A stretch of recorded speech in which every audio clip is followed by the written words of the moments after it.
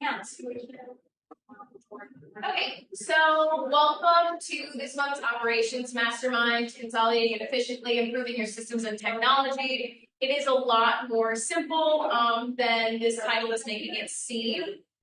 So long story short, okay, as a member of the operations community, they put on these free info sessions once a month about whatever operations things it is. It could be leads, it could be systems, it could be tech, it could be AI, whatever. So if you ever want to get the calendar invite for those free info sessions, let me know. But they're very, very high level, as in they're being taught by people whose systems are freaking amazing. I wouldn't say that my systems are necessarily even like where they're at. Their teams are organized. Every single agent is doing the exact same thing, producing the best that they possibly can. And yeah, so I feel like a lot of us in this market center are not necessarily there. So the reason for these masterminds is to kind of break it down and actually talk about it in real time. So I'm not going to be talking this whole time. We can start with this because I'm required to talk about this and then move on to expanding on this topic or literally anything you want, social media, anything operations, which is a lot, right? So I can't really talk to you about scripts and sales, but what to do when you actually get a lead or things that happen under contract, finances, expenses, stuff like that we can talk about. So, for example, a couple weeks ago, we helped somebody create his own Google page for his business and figure out how to get a link for people to leave reviews and things like that. So, all right. Who's been working in this industry the past 5 years? Anybody? Been working in real estate. In real estate since 2019 or before. Okay. Past 20 years?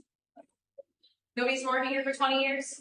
Mary, how long have you been here? 5 years? 3 years? Okay, cool. So in 2019, we didn't have COVID.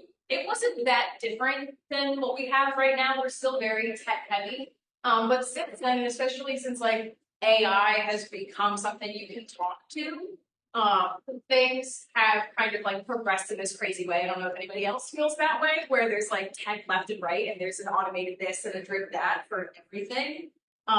So it's been changing a lot. And since I haven't been working in the industry for 20 years, because that would have been since I was 8 years old, but from what I hear and what I know, it went from a lot of print stuff, a lot of paper, to very digital. So we're going to keep growing in that direction. So how do we, with all of the tech resources and all of the advertisements and the ways that we can go and the systems that we can have, how do we actually figure out if we're doing what we should be doing, if it's working, is it frustrating, things like that. So tech is here to save you time and make you money. So that's pretty much it. We're going to talk about tech spider web, and then also tech buys our time back. Gary, I'm going to give a plug to Gary. He created Command so it can be a one-stop shop for all of our needs. That doesn't necessarily work for everyone. Does anybody use Command for everything?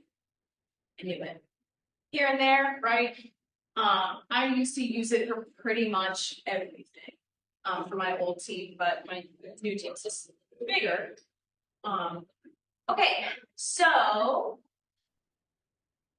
a good rule of thumb if you need to audit your tech systems is if you are dealing with a client and that client isn't necessary, it's not easy to deal with them for a streamlined process. From getting that lead, they're going under contract to then closing it out and following up, and even your own personal stuff. So we'll get into all that. All right, cool. So the way that this works, the way that they set this up is by comparing what you should do to what you shouldn't do by calling it groups versus ops. They talk about following on social media and all that. I don't care. Okay, great. So first, oops is resisting technological change. And honestly, I feel like people really underestimate mindset when it comes to learning new systems. I've sat in front of agents who will kick their feet and be like, this is too hard, I don't like this. And obviously, it's going to seem like a really big deal and super hard if you're talking about it like that. So especially if you have an admin that has already fleshed out your systems, or you're using a system that you know is reliable and works for other people, and then like you're just having a really hard time with it, it might just be you, no offense. So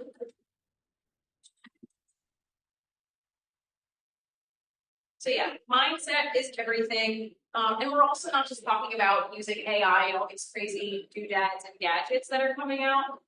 Just really resisting any technology. So honestly, at this point, a really good example is if you are calling clients and you're just like writing that down on a piece of paper and then just like throwing that paper anywhere, that's not going to be good. If you're resisting putting it into an electronic database because that's just too difficult or that just takes too much time. There's so much time that could be saved over having organized systems, and you know, I feel like everybody in this room gets it, right? You get it? Okay, so how many of you are using your tech to its fullest capacity? I'm not. I'm not.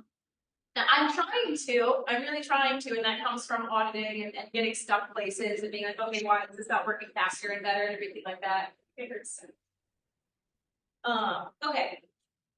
If not, why not? Why are you not using your tech to the fullest capacity? That's a real question. Does anybody know? If we're using command, why aren't we using command for our database? If we're using it to process commissions and documents.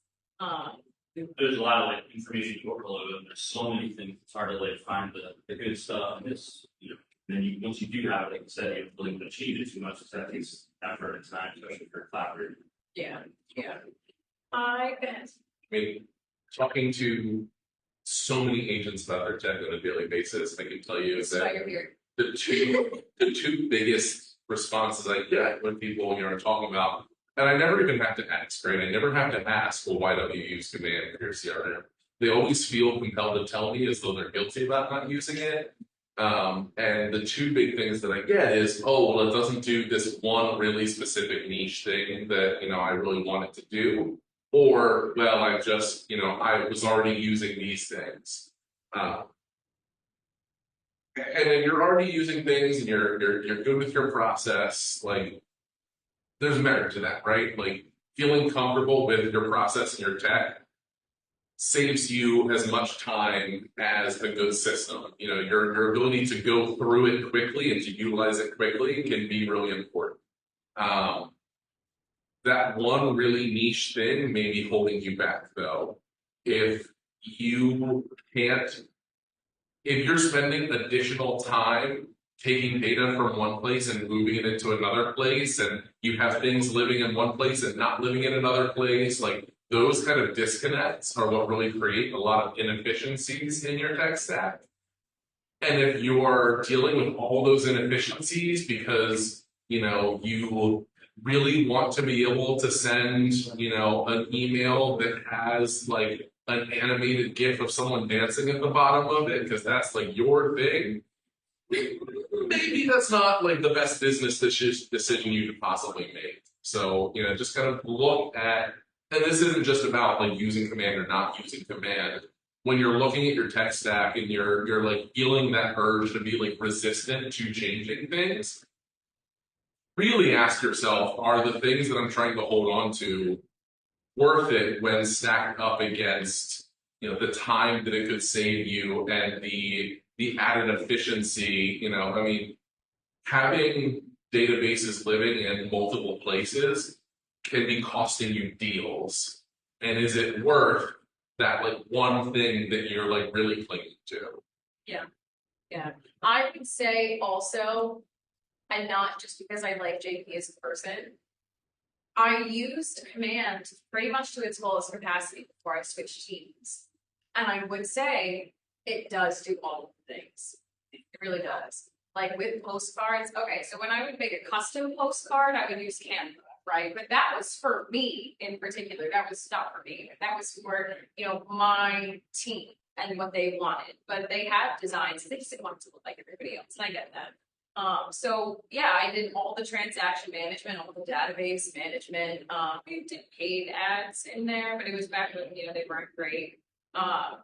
Sending out print marketing, like literally every single follow-up, all the checklists, all the things. So I would say, especially if you're starting out, command is a pretty good one-stop shop, especially if it's free. Well, it's not free, right? We got to take it. But you're paying for it better. You are paying for it no matter what, but why pay for it and pay for another system or multiple systems? But I feel like personally, my team, which is 32 agents large, could be in command for the most part. You say, no, maybe not database, but transaction and listing, like checklist wise, could be in there. But see, there are also teams of that size and of that scale that are using it for everything. Yeah. And, again, and not specifically just about command, but I think what a lot of people run into with their tech stack is making decisions based on, well, I can do this exactly the way that I envision it, versus I can do this in a way that will help me grow and scale and, like actually maximize my, it's because I clicked into the Zoom or something. Like, don't decide to do something because it is the way that you want to do it. Decide to do something because it's going to make a difference in your business. Yeah. Awesome. So that is to embrace continuous learning. That's just key for life, not just tech. So learning tech these days increases your revenue and saves you time. Also, if you're paying a tech fee, this comes from the top, right? If you're paying a tech fee at the market center, there's probably resources to teach you how to use the tech. So I asked JP to be here just, also because JP has great input on things like this and all things operations, but at the same time, like, this is the person. On top of that, there's also resources regionally and also with KWRI, like national tech calls and command. They've broken down command in a million different ways to teach you start to finish. I know there's things coming out soon tech-wise that are very, very good for this market center. I'm not always behind everything that the market center does, but this, I'm very excited for. I'm very excited for it. I've been talking about it. I don't know how much I'm supposed to talk about it, but I told my higher ups, I was like, there's this thing coming. Be excited. Okay, so embrace continuous learning. Again, it's all about mindset. When you're sitting in front of something and you're getting really frustrated with it, it really just puts a block mentally. And when you're dealing with tech, that's just like not where you want to be. So the next oops is an over-reliance on technology. So this is honestly my favorite thing to talk about lately. Because it is crazy how much everybody is just like really going into this, especially with ChatGPT, what is it, Bard, AI, all that fun stuff. So real estate is a relationship business, and tech is here to help you buy your time back. It is not here to beat you. So for the people who are admins in the room, which are only two of us, oh, that's a little bit skipping around. So hold on. Okay, you can't just put things on autopilot all the time.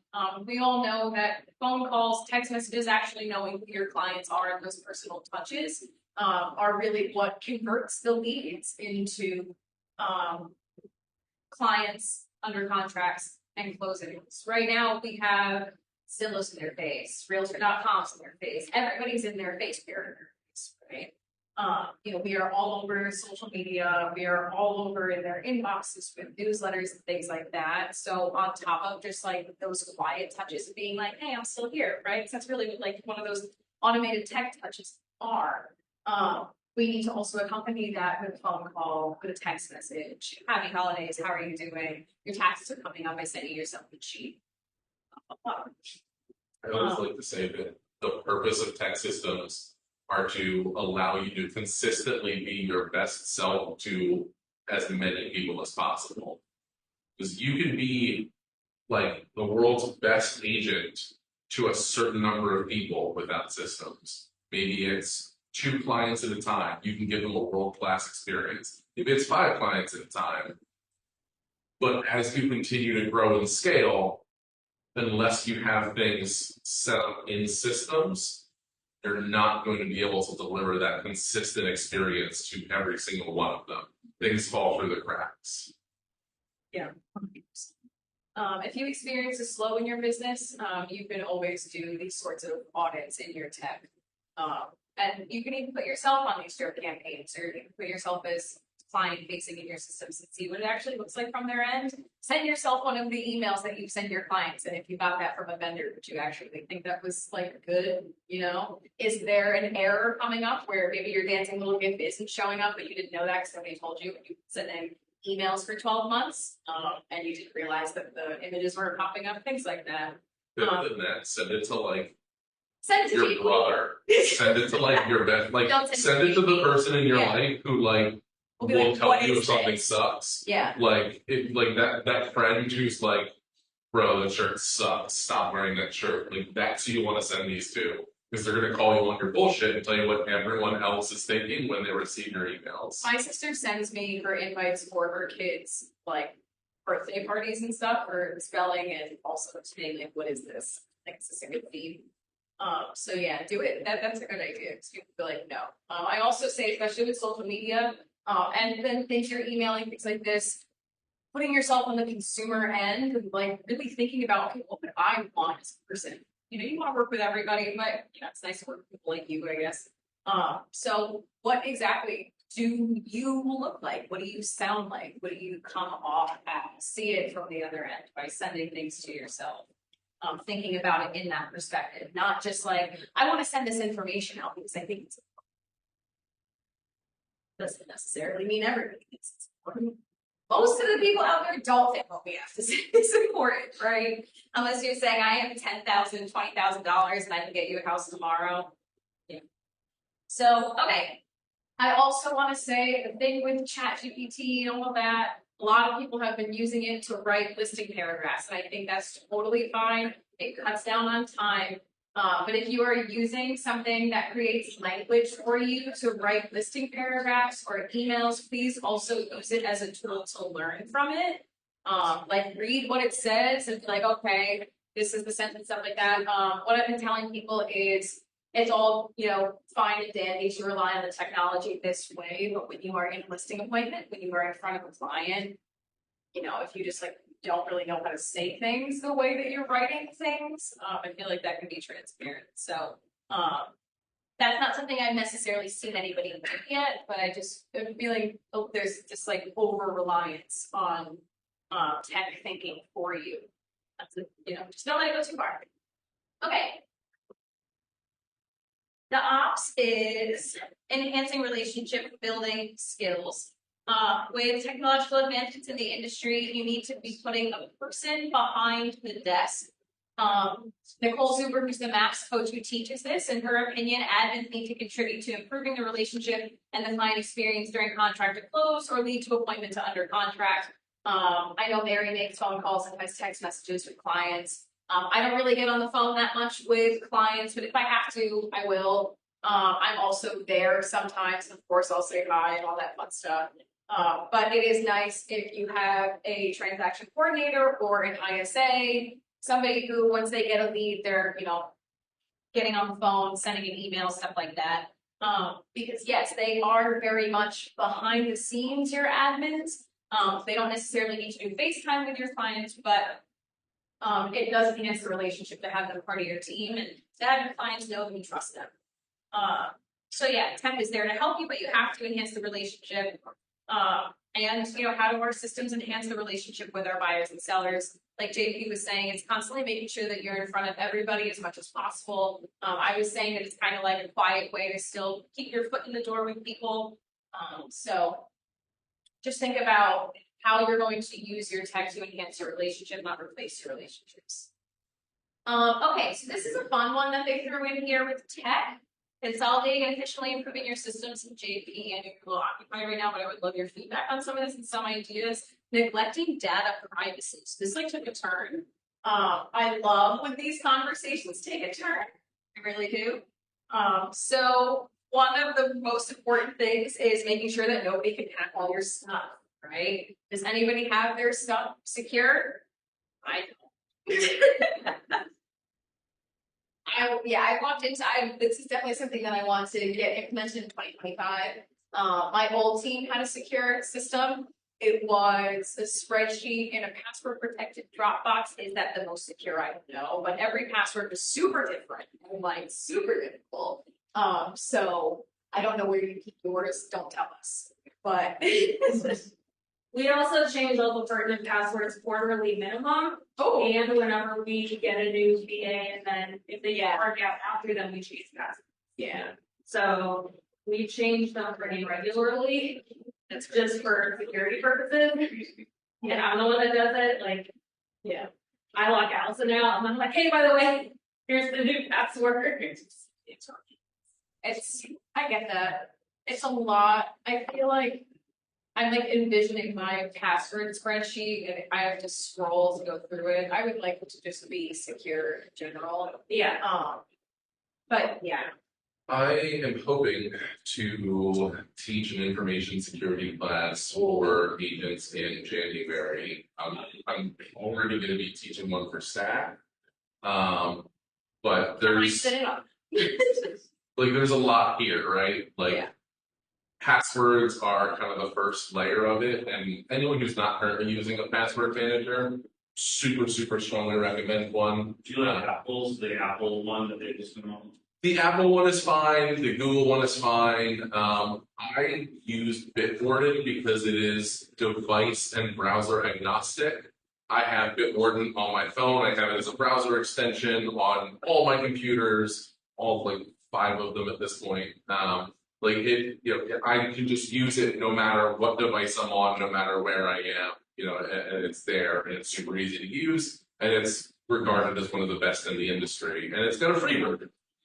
So Bitwarden is usually my recommendation, but if 99% of what you do is on an Apple product, the Apple one is perfectly, I mean, you don't get to be the kind of tech giant that Apple and Google and Microsoft are without knowing your stuff when it comes to cybersecurity. So their products are fine. There's also a lot to be said, especially, in your personal life, you don't necessarily need multi-factor authentication for most things, though it's still, kind of best practice.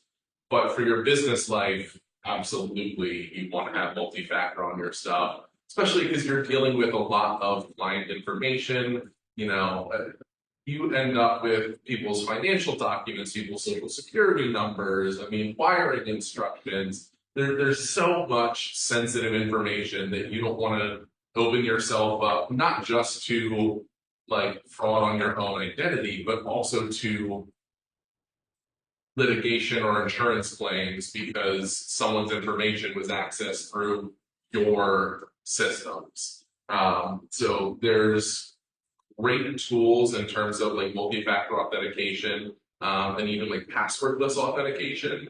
So Microsoft has an authenticator app, Google has an authenticator app.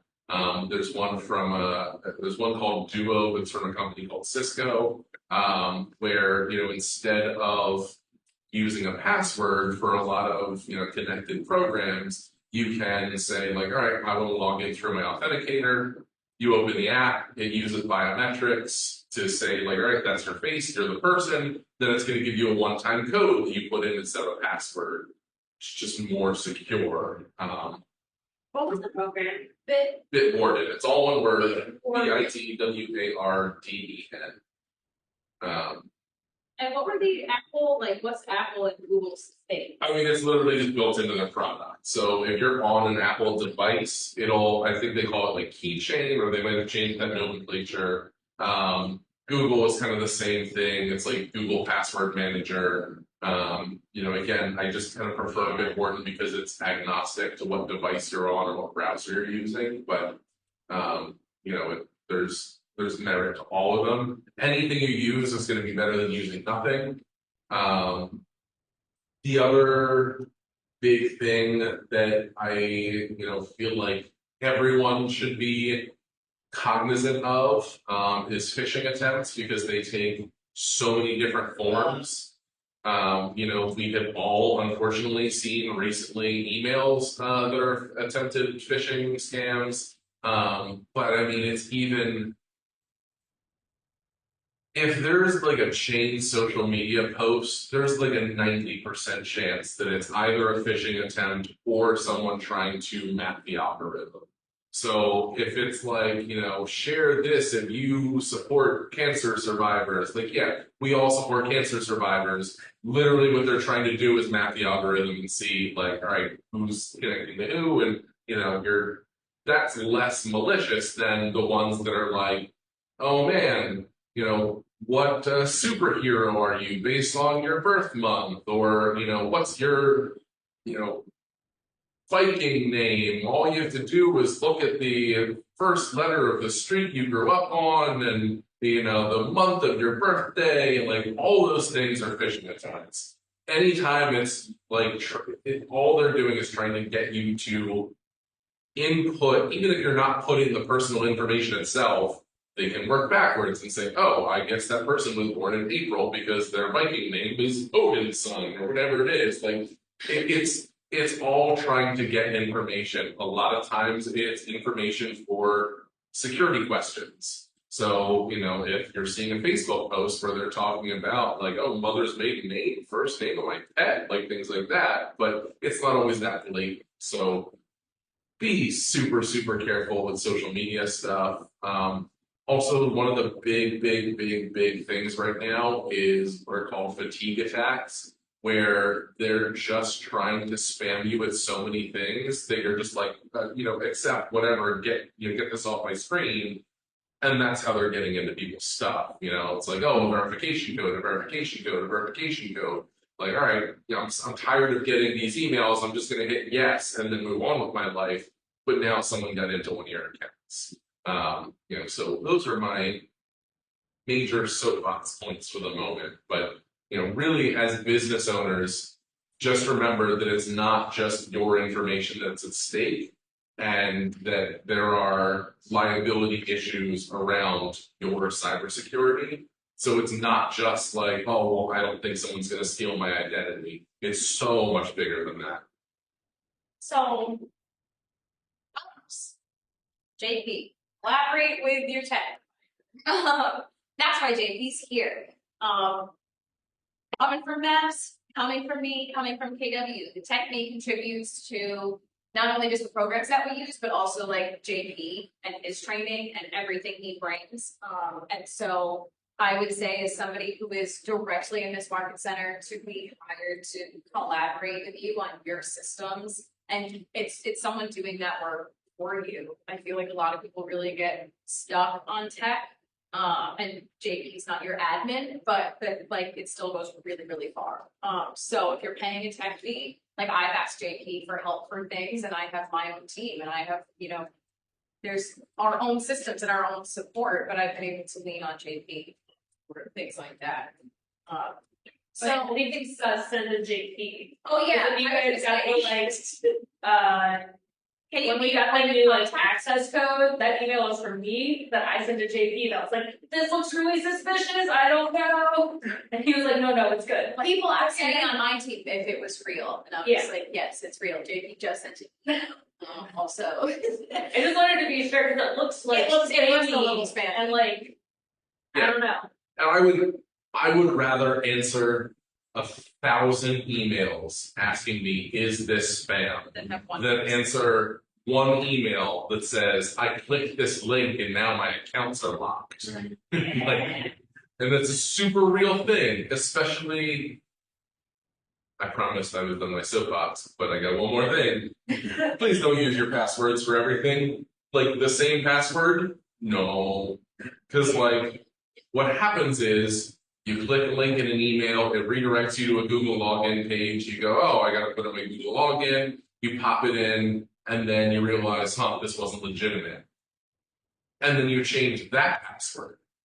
But then every other account that you use that same login info for, you probably don't remember to go in and change those passwords. And the people who sent the phishing email have programs written that are basically trying all these different platforms with that same login information to see what they can get into. I saw a video on the internet.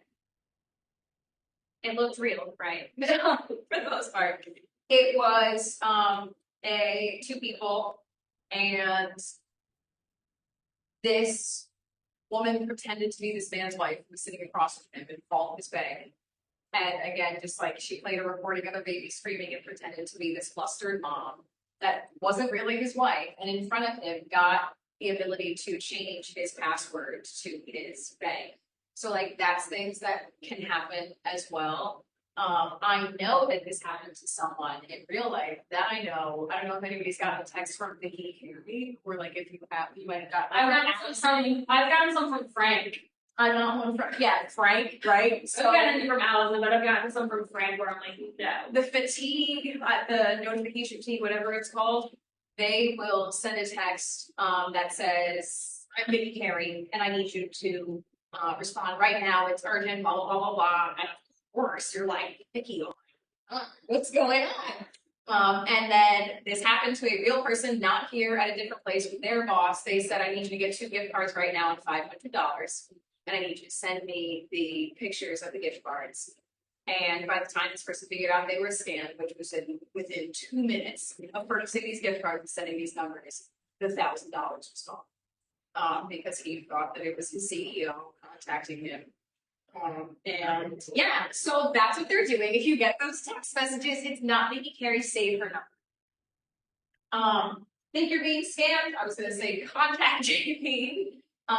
Because it's, you know, and also collaborate with your tech providers and just, you know, with the resources and all that, to get your tech in order. You know, by just talking about password protection, JP shared like 17 resources. So tech stacks. Fun. Okay, we want to know if we like our tech, if it's working for us. Here is an example of a tech stack. You basically write down what the program is you're using it, who's using it, and what problem does it solve. So this one says Canva. Sophia's using it. The problem to solve is graphic for marketing for graphic design, MailChimp for the newsletter, Sisu, which is a It's awesome. yeah, I wish I had it. I have CTE. It basically tracks all your money. It can also track your transactions and stuff like that. So that is the person who does this is ICE, which is a virtual assistant, and that is for tracking. So this is very, very condensed, right? For me, for example, mine would be paperless pipeline.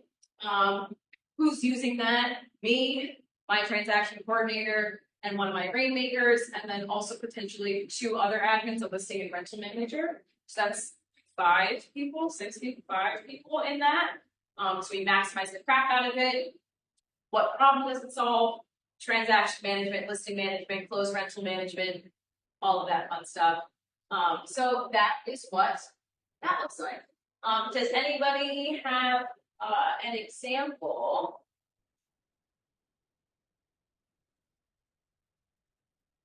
Okay. No. He asked me if we could put CC on our team. I don't know. I'd have to look into it. If there's a budget, I have no idea. JP, in your head, text stack, something they use, Monday.com. Could you break that down for us real quick? This way, in what way do you want me to break it down? Just like how I did. Because I feel like that is a system where everybody is using it. I don't know. It's a big system. Yeah, I mean, so this may not be exactly what you're looking for, but I'll kind of talk to you about how I look at our tech stack as a brokerage. And it starts with the needs. You know, everything that you're looking at should start with the needs. And then, you know, my job as the director of technology and, you know, your job as the business owner for your own business, you know, obviously you can use me as a resource, but, you know, the first and foremost thing is to figure out, all right, what actually are my needs? And again, don't confuse your needs with your wants. And then what is the best technical solution for that? Once you've figured out what the best technical solution for it is, then you can do cost comparisons and things like that. So, you know, I'll kind of go into the example that ties into the cybersecurity. Right now, I'm looking at an identity management platform for the staff to use that will handle things like multi-factor authentication, things like single sign-on, But the first thing I had to do was look at everything else in our tech stack. Like, what do most of our staff members have to use on a daily basis? Like, all right, almost everyone in our organization uses Monday.com on a daily basis. Almost everyone in our organization uses Google Workspace on a daily basis. Almost everyone in our organization uses Slack on a daily basis. And there are kind of some more outliers from that, like myself and Ella over at the Broad Street front desk use a video editor, but we're the only two that use it. Our finance department has, Account Edge, but they're the only ones that use it. So again, figuring out what are our tech solutions, then who's using them. And then from there, I look at and say, like, all right, if I'm going to deploy something that interacts with all of our tech solutions, I have to figure out what works best for each of those tech solutions. And it's kind of similar to the command conversation we were having before. I talk to a lot of teams, a lot of agents who have a whole bunch of little solutions that don't actually interact with each other in a meaningful way. And that causes lag. Because if you are, running your lead generation through this platform, you're housing your database in this platform, and there's not a meaningful way for the data to flow from one to the other, well, you either want to consolidate that into one solution, or you want to find a solution that can communicate between the two to kind of smooth that process out, because otherwise you have, again, a time lag there.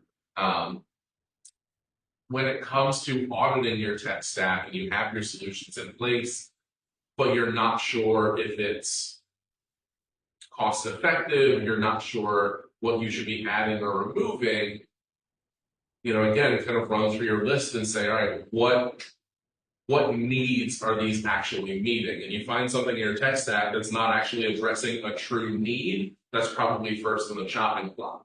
If you're going through and you say, all right, I don't actually have a solution that meets this need, time to find a solution for it. Then the next kind of step is figuring out what your return on investment is for all of these things. Because every piece of technology that you have, there is a cost associated with it. There are going to be a couple things where there are free, but zero is still, if you're running a balance sheet, you still can put in a zero for that, and your ROI is going to be pretty good on a zero. But most things you're going to be paying a certain amount per month, or a certain amount per lead, or a certain, there's costs associated with almost everything you use, and then you should be able to track the income that you got based off that. Like, if I didn't have this tool, what income would I have lost?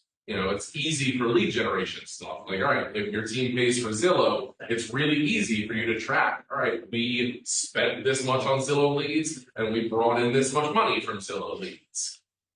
Other things that's a little trickier to figure out, but you can sit there and go, like, all right, I pay $13 a month for Canva, or whatever the hell it ends up being.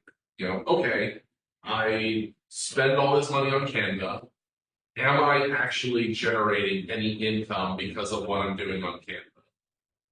Or is it something that I think is important for my business, but it's not actually important for my business?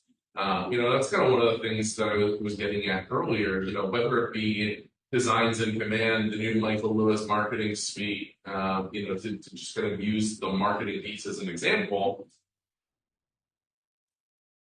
Even if you like Canva better, is your ROI going to be better by using one of those options over the Canva option? At the end of the day, those ads versus your Canva ads, you're just putting more work by doing your own. And everything should come down to being as dollar efficient as possible. I see a lot of agents who want to get more systematic, and I'm all for it, and they want to scale, and I'm all for it. But their solution is to just throw the newest, shiniest tech solution at something, and they end up coming to me, 6 months later and going, well, now I'm spending $200 a month on this, and I'm not sure if it's the right solution for me. It's like, well, have you generated any actual income by incorporating this into your business? Have you seen any growth? Is probably the easiest and fastest way to determine whether something that you add into your tech stack is generating a return on investment. Also, are you even using this system? Did you just buy it? Yeah. When's the last time you logged into this? So, it's like when people pay for leads and then don't call them. Like, what do you do when they don't know what you paid for? You paid for nothing. Congratulations. So yeah, like with the whole Canva thing, what JP was saying, is it working best for your business? Sometimes it's also looking at it and thinking, am I using this system correctly, right? We don't necessarily even have to get rid of it, but like, are you even using it? I feel like I've run into a lot of people that think that, their stuff is top notch. And that's why I really advise just taking a step back, think about, okay, if I think about it all the time. 'Cause I'm on social media and I follow realtors and stuff like that. And like, okay, is this something that I want to see when I'm not at work? Is this something like as a regular consumer? Is this doing anything for me right now? I dropped this a decent amount. I've gotten leads off of social media by not being a real estate agent, just because the stuff that I share is very suggestive, like of real estate. And so people have been like, oh, you do that. It's in my bio. And so they've reached out versus being spammed by stuff like that and not wanting to follow me. So that's social media. This is tech. It's also social media. So, it might be slower for you right now. Some people I know it's slow. Some people I know it's not. Whenever it's slow, that's a perfect time for an audit. You can also do a tech web, which is literally just, I'm just going to write the Summers team, and we use CTE and Jotform. You're just writing all your tech out, Google Drive. If you are doing this little web and you put a million things around that web, you're probably due for an audit. If you can fit everything on that web, which I believe that I can, then you're good. So that's essentially that. The step you should take before you list out your tech stack too is go through your balance sheet, your P&L, because there's potentially going to be tech solutions that you don't even remember that you have and that you're paying for. So you're not really doing a good audit if you don't come prepared with all that information. So, you don't have a well kept up P&L, go through your credit card statement, see what money's coming out where, go through your bank account and see what money's coming out where. Auditing expenses seems a lot harder than it is until you realize it's just looking at your bank account. And then you're like, oh, that's a weird spend. What was that? And then you're just like, oh, I bought this just SIM cards that one time and nothing happened. So I'm not going to do that again. You could prompt your, Prompt, please. What is that, an acronym? yeah, I forget what it. Sorry. That's okay. It's probably like, I don't know. I'm I'm going to look it up. Keep, replace, crap. Is it keep, I have replace, it. crap? Yeah, exactly. Keep, replace, offset, negotiate, or cut. So so I suggest agents do this quarterly. I did it monthly for the first year I was running our P&L, just because I wanted to understand what we were spending and why. And my personal kind of rule of thumb is, if we are spending money on something, is it getting us ROI across 3 months? If it takes 3 months and we're not getting ROI, I just cut it. It's not working. What is your O? Offset. Can someone else help pay for this? Which I always suggest to directors of ops, because I'm like, you shouldn't be paying anything for your client events. And they're like, well, what do you mean? And I'm like, well, I offset all of our client event costs for the year because I get it paid for by vendors. So I had $6,500 in event costs this year, and we didn't pay a penny. We've actually had that operations mastermind. We're talking about how you can not pay for anything. It's these lenders, these inspectors, and stuff like that. And obviously, you have to send them business. Don't not send them business, right? They're paying. Yeah. They're paying for leads. So, we have plenty of, inside vendors, I'm pretty sure we're supposed to say we're gonna use them. And if you sell them a lot of business, they're more than happy to help. Yes, Cause I'll talk to yes, people and it'll be yes. like, whatever you guys want, we'll get it. Yeah, we have lenders, for the summer season, we have lenders that, we have them on rotation.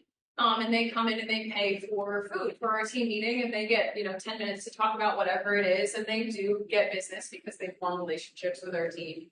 Blah, blah, blah. But that's them nurturing their leads and it's a couple $100 and they also pay other things. But to do the food thing, it's just a couple $100 every couple months, for those sorts of things. So I also love the negotiators up there, because like, real estate agents, you do negotiation for a living.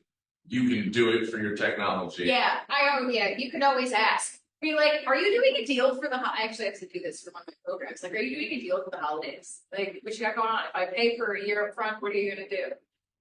So. Yeah, my job form program, which is, the program that all my agents use to submit forms and the admins receive that for transactions and listings and stuff like that. They like put a little holiday bow on the top of their website and they go like 20% off if you buy right now. So tech programs can sometimes just have offers, but Yeah, we're negotiating if you're thinking to switch. The example I have from my friend is, I think I'm getting ready to switch to another company, what can you do to keep my business? So speaking of Monday.com, we were upgrading from their, work management platform to their CRM platform. And I ended up getting it for, I think it's like a whopping $500 a year more than what we were paying. Meanwhile, it's supposed to have been like $7,000 a year more. And it's just about, these are what our needs are. Your software solution meets those needs, but this is what our cost needs to be, and I can go shop this somewhere else. yeah. We did the same thing with our, we tried out a new virtual, assistant company for an ISA, and negotiated the crap out of those prices. And just like, based on the tasks that they were really gonna do, what they were offering, stuff like that. So we were able to still get everything we wanted and more, but keep it within a good price. Same thing with our marketer. We were like, look, we're not in a place where, we can pay this like crazy flat fee to start out.